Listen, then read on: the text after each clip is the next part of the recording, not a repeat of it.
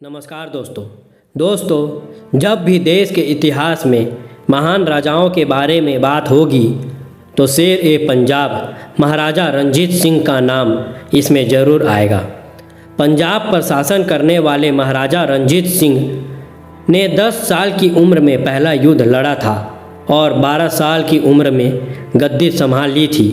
वही 18 साल की उम्र में लाहौर को जीत लिया था। 40 वर्षों तक के अपने शासन में उन्होंने अंग्रेज़ों को अपने साम्राज्य के आसपास भी नहीं भटकने दिया। दशकों तक शासन के बाद रणजीत सिंह का 27 जून 1839 को निधन हो गया, लेकिन उनकी वीर गाथाएँ आज भी लोगों को प्रेरित करती हैं। महाराजा रणजीत सिंह का जन्म महासिंह और राजकौर के परिवार में पंजाब के गुजरानवाला में 13 नवंबर 1780 में हुआ था। छोटी सी उम्र में चेचक की वजह से महाराजा रणजीत सिंह की एक आंख की रोशनी चली गई थी।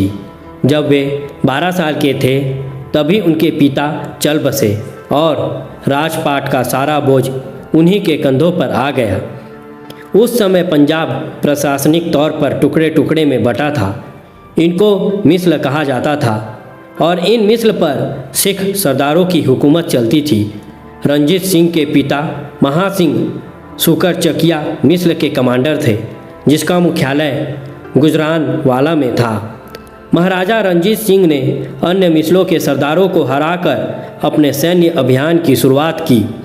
7 जुलाई 1799 को उन्होंने पहली जीत हासिल की। उन्होंने चेत सिंह की सेना को हराकर लाहौर पर कब्जा कर लिया। जब वे किले के मुख्य द्वार में प्रवेश किया तो उन्हें तोपों की शाही सलामी दी गई।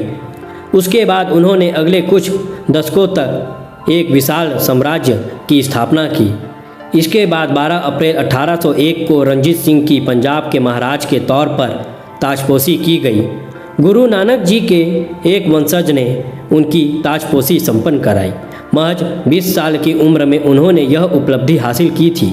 इसके बाद 1802 में उन्होंने अमृतसर को अपने साम्राज्य में मिला लिया और 1807 में उन्होंने अफ़गानी शासक कुतुबुद्दीन को हराकर कसूर पर कब्जा कर लिया। रणजीत सिंह ने अपनी सेना के साथ आक्रमण कर 1818 में मुल्तान और 1819 में कश्मीर पर कब्जा कर उसे भी सिख साम्राज्य का हिस्सा बना लिया।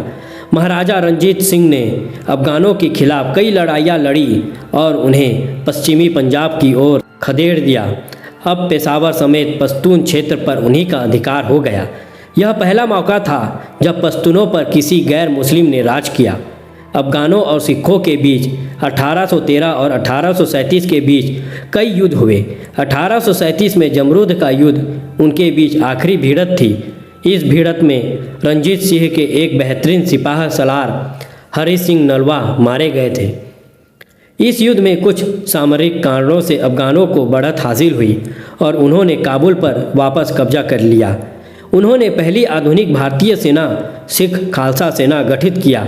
उनकी सरपरस्ती में पंजाब अब बहुत शक्तिशाली सूबा था। इसी ताकतवर सेना ने लंबे अरसे तक ब्रिटेन को पंजाब हड़पने से रोके रखा।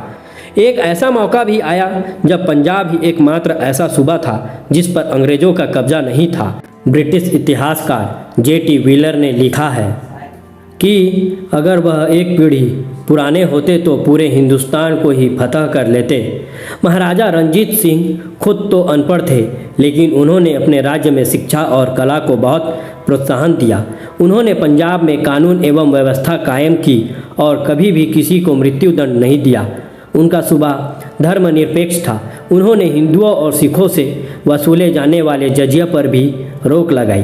कभी भी किसी को सिख धर्म अपनाने के लिए विवश नहीं किया। इस बारे में वह कहते थे, भगवान ने मुझे एक आँख दी है, इसलिए उससे दिखने वाले हिंदू मुस्लिम सिख ईसाई अमीर गरीब मुझे सभी बराबर दिखते हैं। उन्होंने तख्त सिंह पटना साहिब और तख्त सिंह हजूर साहिब का निर्माण भी करवाया। साथ ही उन्होंने अमृतसर के हरमंदिर साहिब गुरुद्वारे में संगमरमर लगवाया और सोना मढ़वाया। तभी से उसे स्वर्ण मंदिर कहा जाने लगा। दशकों तक शासन के बाद रणजीत सिंह का 27 जून 1839 को निधन हो गया। उनके बाद सिख साम्राज्य की बागडोर खड़क सिंह के हाथों में आई। रंजीत सिंह के मजबूत सिख साम्राज्य को संभालने में खड़क सिंह नाकाम रहे। शासन की कमियों और आपसी लड़ाई की वजह से सिख साम्राज्य का पतन शुरू हो गया। सिख और अंग्रेजों के बीच हुए 1845 के युद्ध के बाद महान सिख साम्राज्य पर अंग्रेजों का कब्जा हो गया। थैंक यू दोस्तों। यदि जानकारी अच्छी लगी हो तो इस चैनल को सब्सक्राइब करें।